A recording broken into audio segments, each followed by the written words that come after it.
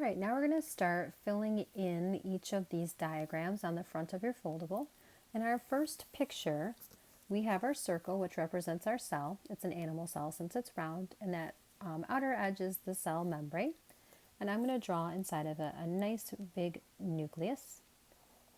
And in that nucleus, I'm going to have a dark spot.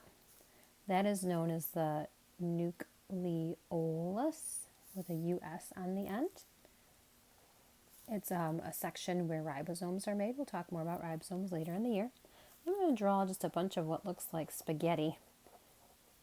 This is loose and thin chromatin, Tin. That is the form that the DNA is in at this point in time.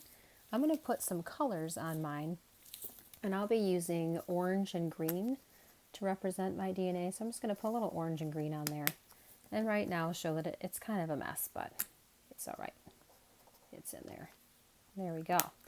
I'm probably going to label my nucleus on this as well. And my cell membrane. Feel free to pause at any point in time if you need me to slow down, okay? Step number 2, and we will be naming all these steps inside of your foldable as well. Here we have our nucleus again. And in this step, our nucleus actually starts to break down. So I'm going to kind of draw it as a dotted line. We have a couple of chromosomes. I'm going to draw 4 of them. 1, 2, 3, and 4. And I'm going to make them a couple of colors here. Got a couple of green ones. And a couple of orange ones. I have 2 big and 2 small, if that's hard to see the size difference, 1 of each color.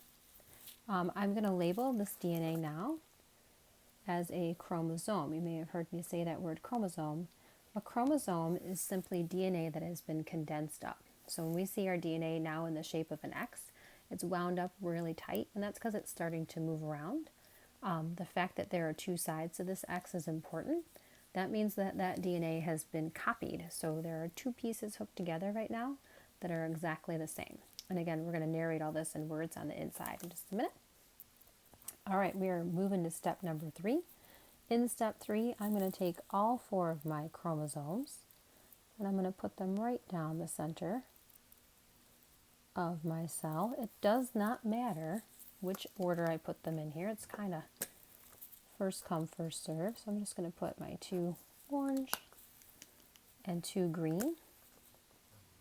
And you might be wondering, well, how did those get to the middle of the cell?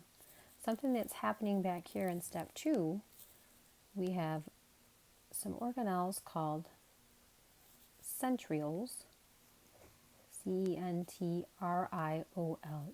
There are 2 of them here that have been moving to either side of the cell, and as they do, they send out these long threads. And those threads are called spindles or spindle fibers. You can think of them like a fishing pole. They actually will attach to the chromosome eventually and line it up in the center of the cell. Let's add our centriole here as well, okay? There we go. When they attach to your chromosomes, there is a dot in the center of each of these chromosomes. I kind of think of it like a meatball on top of 2 breadsticks if we're still thinking about spaghetti. And that dot is called a centromere, Centromere. A lot of C words here. We got to really practice with our vocab. So by the time that we get to our 3rd step here, all of those centromeres are lined up in the middle. They each have some spindle fibers that are attached to them. And they're just kind of push and pull until everybody gets lined up.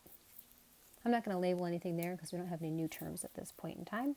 I will point out that we call this line the equator of the cell. So you can kind of think of it like a globe. In step number 4, we're actually going to see each of these chromosomes split in half and begin moving to opposite sides of the cell. So I'm just going to draw 4 halves of my chromosomes. And they are getting, here's my centriole, dragged again by these spindle fibers. So think of it like a fishing pole, reeling it in. I'll put my color on here just to kind of keep it consistent. So we're pulling that DNA to either side of the cell. Each half of that chromosome is called a sister chromatid.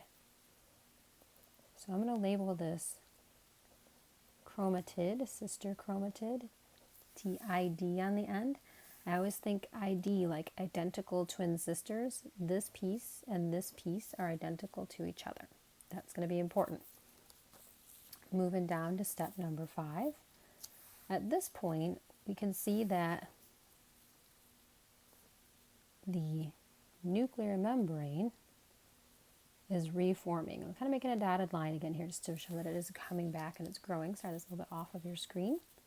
And I'm also going to see that my DNA is really starting to get loose again. Those chromosomes that were nice and wound up are unraveling. So we are going back towards the chromatin version, TIN on the end, of our DNA. The nucleus is reappearing. And notice my spindle fibers, here's my centriole, they're going to be really short at this point. They are breaking down. So they appeared up here in step 2.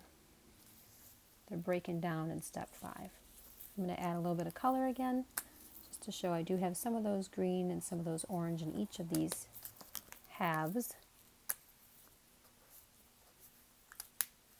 And then in our last, at this point, we would have some loose, thin chromatin on each side. So again, making that sloppy looking spaghetti, little green, little orange. We would have a centriole on either side. Our DNA is chromatin, and we do have a fully formed nucleus here. Now I'm going to pause and give you a minute to look that over. Let me zoom out a smidge so you can see the whole thing at once. You may want to pause your screen and just make sure you're all caught up before we move on to the next step.